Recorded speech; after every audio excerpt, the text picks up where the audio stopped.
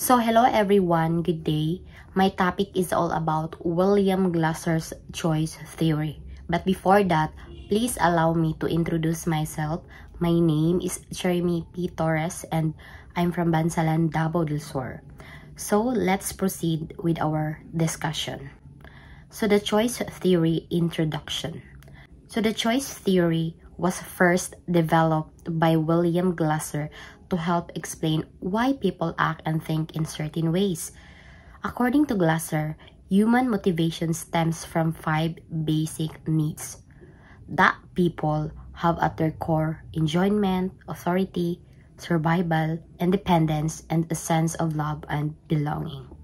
These needs are common to all people and frequently cross over.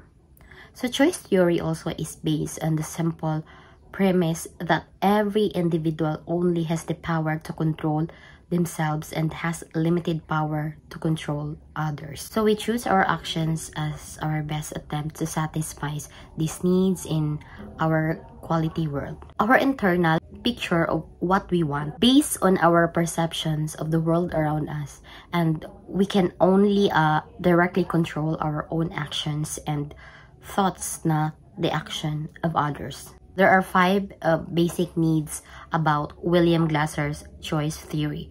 First is the survival, belonging, power, freedom, and fun. So as a teachers, you can address the needs of your students and create a positive classroom culture. William Glasser argues that all behavior serves a purpose in his work. He described 5 basic needs that is essentially in the classroom. His idea is quite simple. If a student is bored to their emotions, and many times students are a result of these needs. So let's discuss the 5 basic needs. So first is the survival. Meeting basic physical needs like food, shelter, and safety. So the survival is the most students of all basic needs. Survival is the most basic needs of all students' needs. Before a student can learn anything, in their basic needs of food and shelter must be met. So when we talk about survival, we mean that students must have shelter, food, and nurturing. How could you possibly expect a student to focus on their schoolwork when they don't know where the next meal is coming from, or when they don't know where they sleep at night? So if you are a teacher, you must do your best to get student help. So first, make sure that these children have food to eat and to sleep. So the next is the love and belonging. So feeling connected and accepted by others, having a sense of community. So the belonging is a student feel that they are valued, part of the classroom and community. So every student wants to be a part of the group. Even the most rebellious students deep down want to be accepted by their peers. And as a teacher, create opportunities through collaborative learning for students to form bands with one another. So the third one is the power or empowerment. So power is achieving a sense of accomplishment, self-worth, and competence. So the power is students should not feel that they are owned or controlled by the school system. Each person desires to be a master of their own destiny, and especially don't really have a feeling that they have the power over their lives.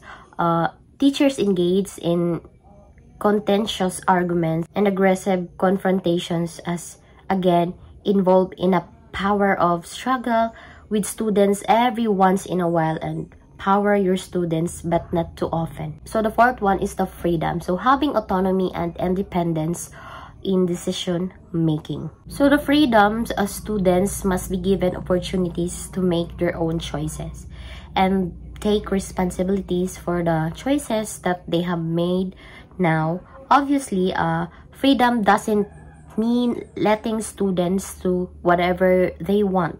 Teachers just need to give their students a little bit of a voice, solicit some feedbacks from their students, and offer them choice in their assignments. Help students become independent and self-directing. So the last one is the fun. So experiencing pleasure, enjoyment, and playfulness. So fun or the enjoyment is, don't underestimate the importance of having fun in the classroom. Students need to have fun in the classroom every once in a while.